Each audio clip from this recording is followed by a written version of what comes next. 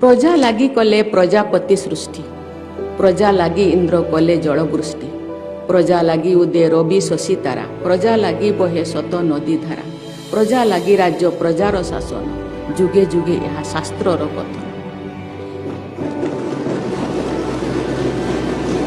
यार मर्म होछि काले काले शासनर डरी प्रजा बा जनगण को हाथ में थाए। यह शास्त्रर वचन।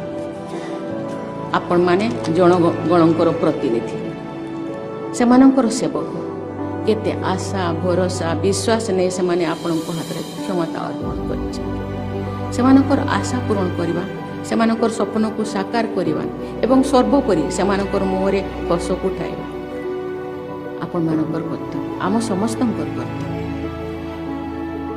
आपण माने एपरी कार्य करिवे जहाँ साधारण लोकंकर हित पय उद्दिष्ट। देशर दरिद्रतम लोकटर हित पय काम करबा ही अंत्योदयर वार्ता।